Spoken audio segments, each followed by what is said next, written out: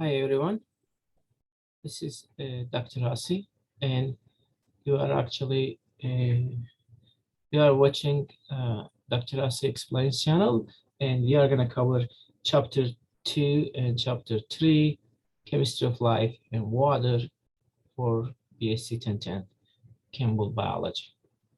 So last class we covered the chapter 1, which was just introduction to biology and in general why we study biology, how we study biology, 11 themes in biology, and hypothesis forming, testing hypothesis, and talked about domains, kingdoms in general, and DNA.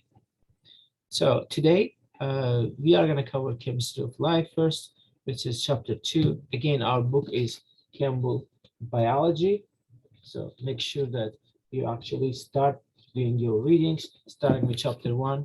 Again, this is chapter 2 and 3. Let's get started. Okay, so chapter 2 is about chemical context of life. Two goals in this chapter: student should develop understanding of basic chemical principles and then learn about structure, function, atoms, elements, compounds, and molecules. Okay, so matter, which is made of chemical elements like pure, or compounds, which is the combination. Element properties depend on structure of its atoms, and chemical bonding between atoms and chemical reactions make and break chemical bonds. Okay, so of course we have to start with periodic table, right? So elements, when we talk about elements, we need to start with periodic table. Periodic table, there are 118 known elements, but and it's going up, of course, every year, new elements coming out. So there are 94 naturally occurring elements, and the rest of them are lab-made elements, like synthetic elements. Each element has a unique symbol and name. It could be Latin or German. Okay, so there are groups 1, 2, 3. You can see here like columns, and then there are shells, which are the rows here. You can see in this picture. Okay, so among all those, 25 elements are unique. So they are essential. So life requires 25 elements. Carbon, hydrogen, oxygen, nitrogen, the four big ones make up 96% of it.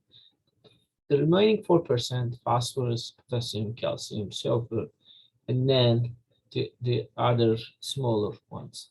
You can see here in this periodic table, they are color coded, right? So really the ones that the smallest group is called trace elements. They are required, but they are required only very small quantities. One very well-known one is iron, which is required by all organisms. Another one is iodine. You see here in this picture, picture 1 versus 2, you see normal versus normal thyroid versus goiter, which is basically a result of iodine deficiency. So iodine, this can be very easily fixed if a person takes enough iodine, which is 150 microgram daily value, which will be the 100% daily value, or 0.515 milligram. Okay, so the elements' properties depend on their structure of atoms, right? Atoms are made of neutrons, protons, electrons, right? So you already know they are all in neutrons and protons are in the nucleus, electrons are on outside. It's a cloud in the cloud, right? So mass of a proton or a neutron is about 1.7 times 10 to the minus 24 gram per particle. We also call this 1 Dalton. Mass of electron is 1/200 of like this size, much smaller. Atomic number we will be using a lot. It's the number of protons, but the mass number or atomic weight is protons plus neutrons. Like helium, you can see here helium-4, which is the mass number is 4, which means estimated atomic weight is 4 daltons. Isotopes. Isotopes are two atoms with the same element but differ in their number of neutrons. In nature, there are many isotopes occur naturally. So 99% of carbon, for example, is 6 neutron. We call this carbon-12, but there is carbon-13 with 7 neutrons, carbon-14 with 8 neutrons also exist. So isotopes can be stable isotopes. That means they don't lose their particles. They stay as they are. They're stable. And then there is this other group called unstable or radioisotopes.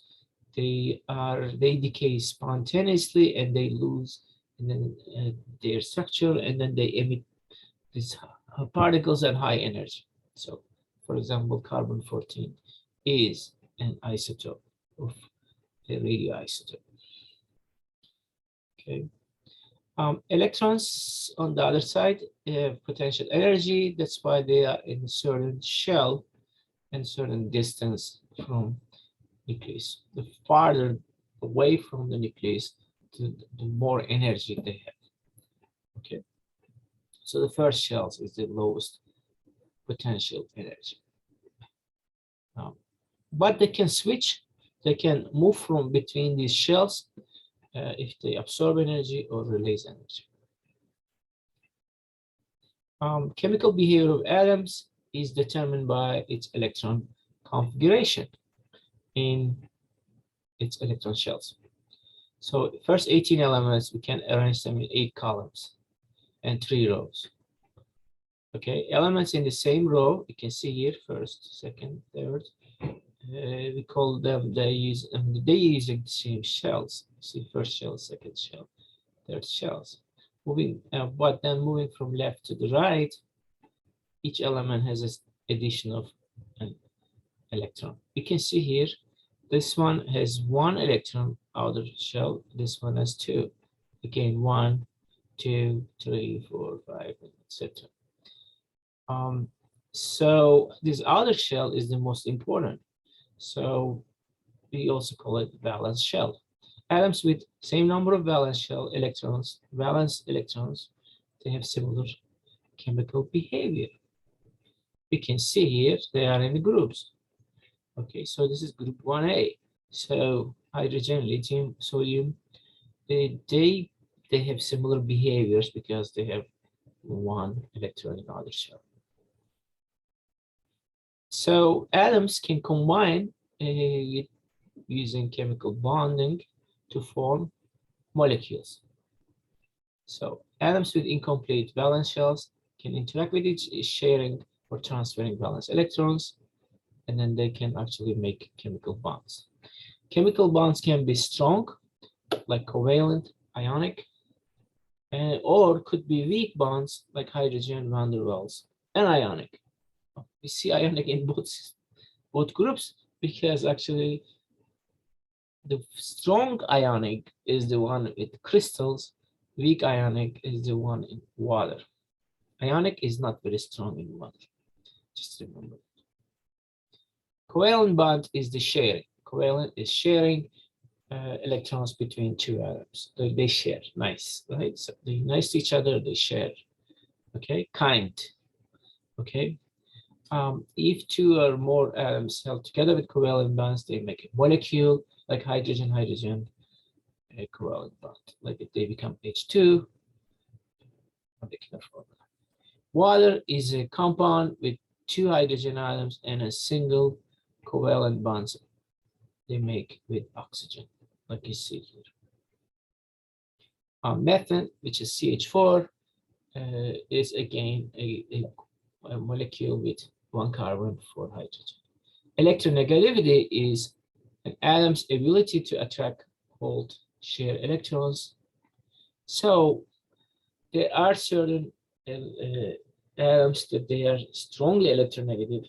That means they can pull share electrons towards themselves. So even though these guys sharing, but there might be one side might be actually pulling stronger because they are strongly electronegative.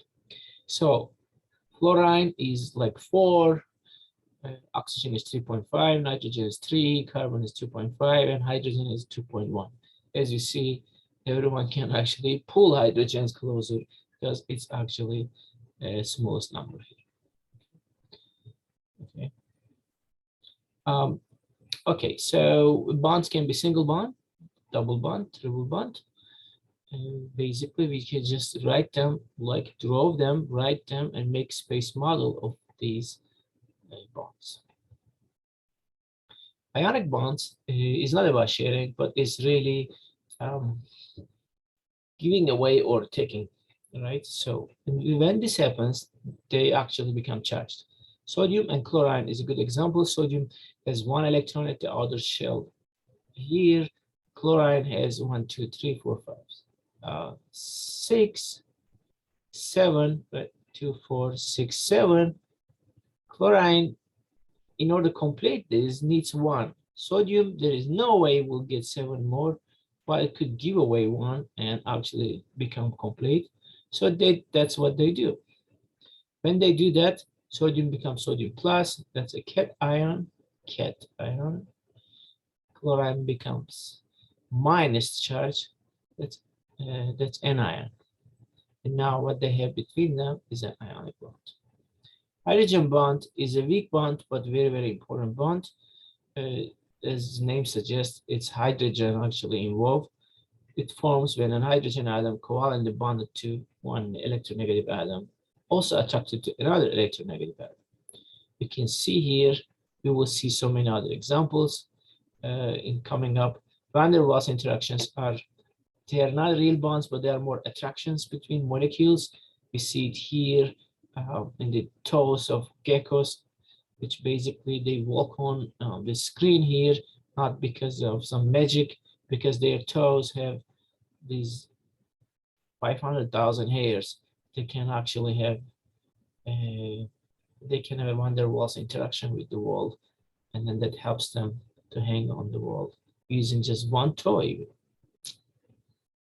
Okay. So molecular shape also determine how molecules specifically recognize and respond to one another. So a good example here, actually 2 examples. In the first example, morphine and a natural endorphin, you can see here, they both have very similar ending here, similar than them because of their shapes are similar, they can bind to the same receptors. Same thing with this insulin. Insulin causes glucose uptake into the liver and muscle cells because shape of the insulin molecule is recognized by specific receptors on the target cells, which is a hormone can be taken from outside. Okay, chemical reactions make and break chemical bonds, and basically this is chemical reaction, and they try to reach chemical equilibrium. So next chapter is water. Water is very, very important. I'm going to quickly go over some of the main topics here. There are polar covalent bonds in water results in hydrogen bonding. There are 4 emerging properties of water which contribute to Earth's suitability for life, and pH affects living organisms. Okay, so we just seen the water, which is making hydrogen bonds that can make with other water molecules. Water is a very polar molecule. That means if you look from different sides, you see either negative or positive charge. There are 4 emerging properties in the water.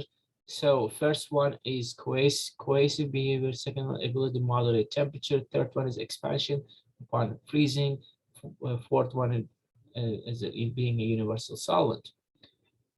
So adhesion and cohesion is about how water can actually stick each other or they can stick to the walls of tree. Xylem cells, you can see here that they have adhesion or cohesion between individual water molecules.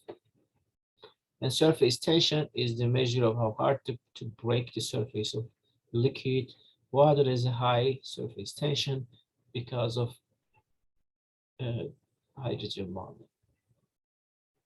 Water moderates temperatures on Earth. We know this. If you live, we are going to see examples of that. We can measure this.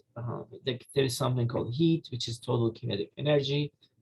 Temperature is just the average kinetic energy that measure intensity of the heat. Calorie we see in every food packages everywhere. 1 calorie is amount of heat energy to raise up temperature of 1 gram of water by 1 degree Celsius. Specific heat of a substance is amount of heat must be absorbed to lost by 1 gram of substance to change its temperature by 1 degree. For water, this is 1. For ethanol, this is 0.6. It means ethanol can boil much faster. Moderation of temperature by water.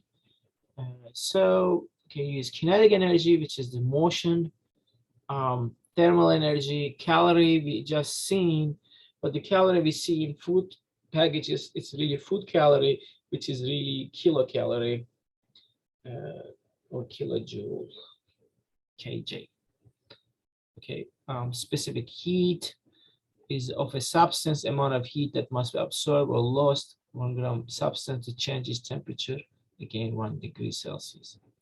Evaporation, you can read about evaporation and cooling. Flooding on ice. Okay, so water is very unique and has these 3 states, and if you mix them, actually one can stay on top of another one. Like if you see here, ice actually stays on top of the liquid water.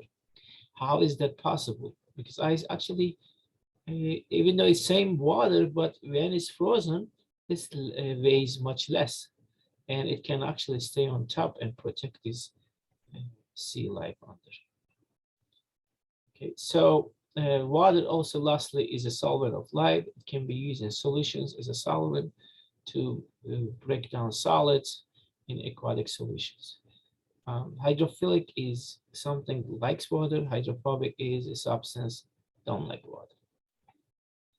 So number of molecules usually measured in moles is 1 mole, which is 6.02 times 10 to 23 molecules. This is also called Avogadro's number. Molarity, we can, if you want to make a solution, you need to know how many molar, or it's a concentration, like percentage, that in order to really make this. So how can we do that? You can have